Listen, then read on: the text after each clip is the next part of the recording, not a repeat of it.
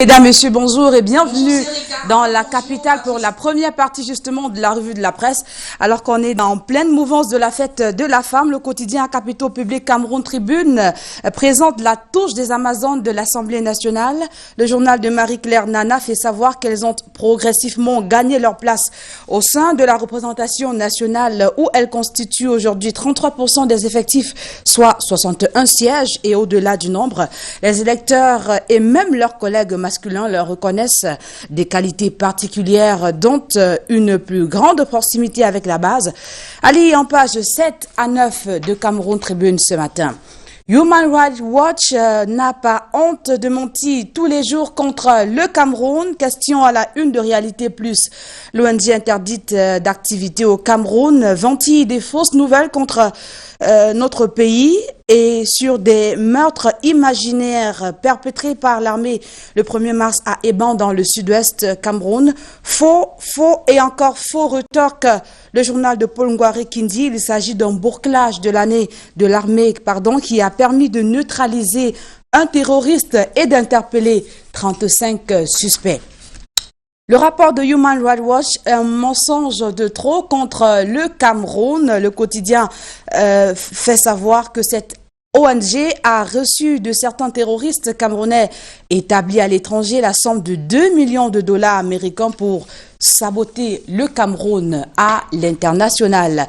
Et justement, le gouvernement s'insurge contre ce rapport de Human Rights Watch sur l'armée camerounaise. Le quotidien d'expression anglaise de Guardian Post affirme que ce rapport a été préparé en complicité avec les leaders ambazoniens de la diaspora.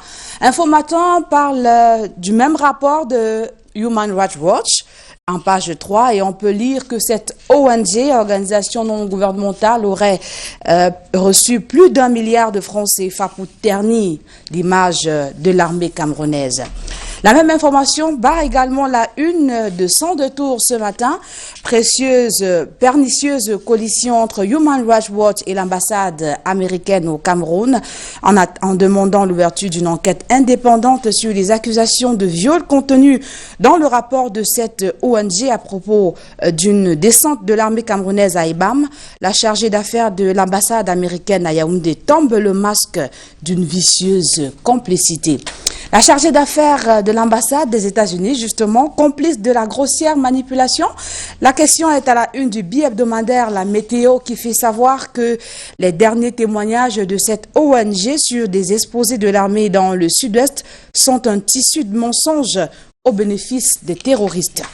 Quand les États-Unis d'Amérique cautionnent l'imposture, d'après le journal L'Indépendant, un communiqué de la chargée d'affaires de l'ambassade de ce pays au Cameroun demande l'ouverture d'une enquête indépendante sur ces accusations au moment où un communiqué signé le 2 mars par le ministre de la Défense restitue la véracité des faits tronqués par la volonté des lobbies qui s'emploient à dépeindre l'image de notre pays, le Cameroun. Les terroristes camerounais financent-ils? Human Rights Watch s'interroge également le soir. Selon ce tri-hebdomadaire, à travers ce rapport, cette ONG reste fidèle dans son imposture et sa forfaiture habituelle, surtout que des sources indépendantes parlent de 2 millions de dollars encaissés pour saboter le Cameroun. Et on parle tout autre chose des femmes détenues pour trafic présumé de 26 enfants dans l'arrondissement de Dian. L'information barre la une du journal de Post Weekend qui fait savoir que celles-ci ont été appréhendées par les éléments de la gendarmerie dans la nuit du 24 au 25 février dernier. Parlons agriculture avec le journal Le Pélican qui fait savoir que la révolution agricole de Paul Biya est en marche à Niété. Une pépinière RDPC de 120 hectares vient d'être mise sur pied dans cette partie du pays. Et à la veille de la campagne agricole, la végétation est de plus en plus réduite en cendres dans le nord Cameroun et particulièrement dans la Damawa où les populations utilisent le feu pour la préparation des champs. En page 3 d'Afrique Environnement, on apprend que selon les organisations environnementalistes, une grande partie de gaz à effet de serre est libérée par ce feu, lequel accélère le réchauffement climatique. La banane, fruit justement de l'agriculture, est en chute d'exportation au Cameroun de 466 tonnes, selon la Voix du Centre. Le journal à sa une parle également santé et Covid-19. Le spectre d'un reconfinement plane sur le Cameroun. S'agissant justement de cette pandémie, le ministre des Finances a prévu une dizaine de mesures de facilitation, ceci en vue d'alléger son impact négatif sur les petites et moyennes entreprises camerounaises. Des mesures à découvrir dans les colonnes de Défis actuels en kiosque ce matin. On va sortir avec le journal bilingue l'étudiant qui nous informe que le lycée bilingue de Kribi est major en pornographie. Cet établissement de la cité balnéaire se distingue sur la toile par une vidéo virale montrant des élèves en tenue de scènes de pornographie en pleine salle de classe. C'est la fin donc de la première partie de la revue de presse en direct de la capitale. La deuxième partie, c'est tout de suite avec vous du côté de Douala. Michael Tikpio, bonjour.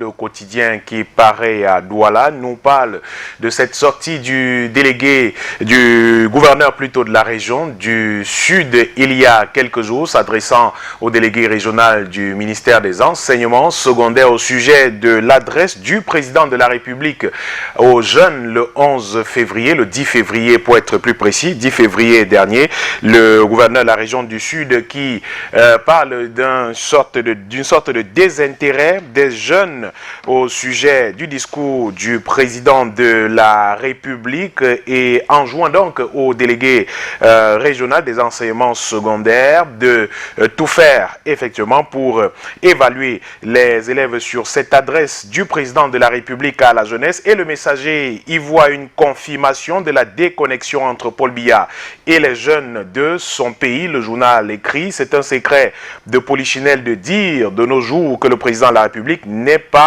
ou plus du tout suivi par la jeunesse actuelle du Cameroun, et c'est une vérité implacable, écrit le messager en kiosque aujourd'hui, en faisant part de son inquiétude au sujet de ce désintérêt des jeunes au sujet du discours du président de la République.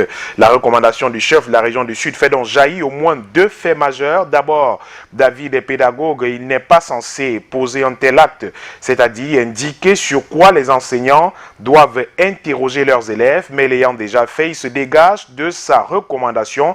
Un deuxième point, sans doute le plus important, écrit le journal, et ce qui retient le plus l'attention, c'est que le gouverneur de la région du Sud dit le fossé qui existe entre celui qu'il a nommé et les jeunes les jeunes justement pour qui il doit œuvrer pour le développement du pays. Comme quoi, selon lui, tout ce que le président de la République a raconté dans son discours le 10 février dernier, à la veille de la fête de la jeunesse à l'attention des jeunes, n'a pas été suivi par ces derniers, puisqu'ils éprouvent un désintérêt pour ces discours, et le mot est donc lâché, désintérêt.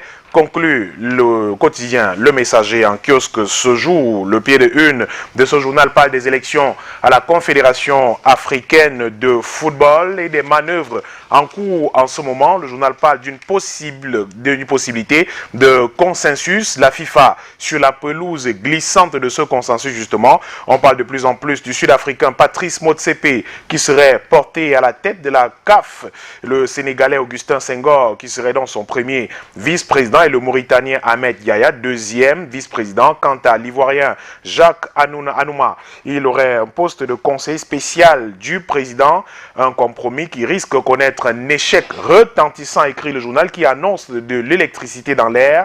Les élections de la CAF prévues le 12 mars prochain annoncent donc des étincelles. La FIFA, qui redoute une énième crise électorale au sein de l'instance fêtière du football africain qu'elle a récemment placée sous administration provisoire, aurait déjà commencé avec des tractations de coulisses pour éviter effectivement cette électricité qu'annonce le Messager en kiosque aujourd'hui.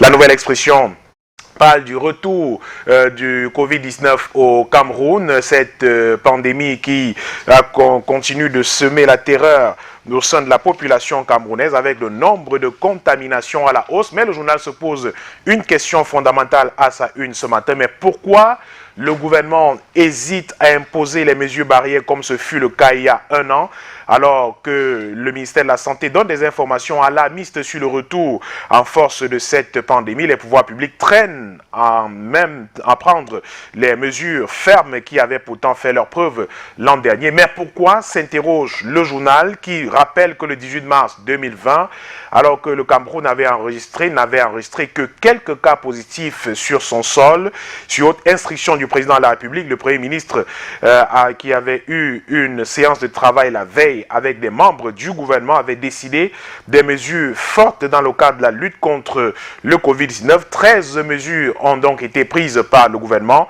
en cette période-là. Le journal parle de la fermeture des frontières par exemple. Autre mesure, les écoles de tous les ordres et niveaux d'enseignement étaient fermées sur toute l'étendue du territoire, de même que les compétitions sportives relevant du monde scolaire et universitaire étaient reportées sine die. Les rassemblements de plus de 50 personnes étaient interdits sur l'ensemble du territoire. Les déplacements interurbains étaient codifiés. La fermeture des débits de boissons à partir de 18 h sous le contrôle des autorités administratives. Mais pourquoi n'y arrive-t-on pas jusqu'ici? Pourquoi le gouvernement hésite alors que l'on parle d'une recrudescence grave de cette maladie dans notre pays? Question à la une de la Nouvelle Expression en kiosque aujourd'hui. Le journal nous parle également de ces violents. Alors d'abord du code électoral avec cet appel du président du mouvement pour la renaissance du Cameroun, Maurice Kamto, pour une plateforme de travail. Le président du MRC propose donc aux partis politiques et organisations de la société civile de se rassembler pour l'élaboration d'un projet de réforme du système électoral camerounais. Le président de cette formation politique a donc annoncé la mise en place d'une plateforme de travail. Ces derniers est appelé à regrouper des organisations de la société civile, des partis politiques et des syndicats. La proposition faite par le leader du MRC n'est pas restreinte à la révision seule du code électoral. Pour ce dernier, il faut voir plus large, c'est-à-dire toucher à tous les organes et les textes qui entourent l'organisation des élections au Cameroun, écrit le journal. Et cet dernier appel de Maurice Kamto, s'interroge le journal au Rassemblement, va-t-il tomber dans les oreilles dessous? En effet, ce n'est pas la première fois que le président du MRC interpelle les leaders de la société civile et formations politiques au sujet du code électoral. Ce fut le cas en 2015 et en 2020. Toutes ces interpellations sont restées lettres mortes auprès des destinataires, écrit le journal La Nouvelle Expression, qui propose d'ailleurs en intégralité cette main tendue de Maurice Kamto à l'endroit des autres formations politiques et des organisations de la société civile.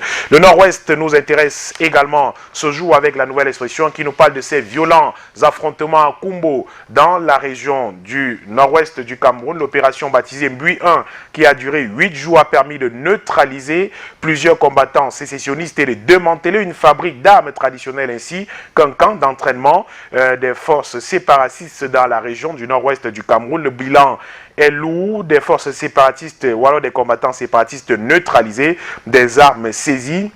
L'opération est du bataillon d'intervention rapide de l'armée qui a donc effectué un travail de sape dans cette localité. L'affaire d'Ebam, le village d'Ebam dans le sud-ouest, intéresse également La Nouvelle Expression ce jour qui nous parle des États-Unis qui appellent à une enquête immédiate pour faire la lumière sur ce qui s'est exactement passé dans ce village Ebam. Dans une communication sur le site de l'ambassade des États-Unis au Cameroun, le pays de Joe Biden dit son émoi suite à ce rapport accablant publié le 26 février 2021 par Human Rights Watch, un communiqué justement qui accable grandement l'armée camerounaise. Et cette sortie de Human Rights Watch qui interpelle le journal sans détour également en kiosque aujourd'hui, qui parle d'une sorte d'acharnement de Human Rights Watch, l'organisation non gouvernementale contre l'armée camerounaise, en complicité d'ailleurs avec l'ambassade américaine au Cameroun, en demandant l'ouverture d'une enquête indépendante sur les chimériques accusations de viol contenues dans le rapport de l'ONG acquise à la cause américaine. À propos d'une descente de l'armée camerounaise à Ebam, dans le cadre de la crise anglophone, la chargée d'affaires de l'ambassade américaine à Yaoundé tombe le masque d'une vicieuse complicité dans l'optique d'une déstabilisation du Cameroun à travers le noircissement de son image et de celle des forces de défense. Et cela dure depuis plusieurs années déjà.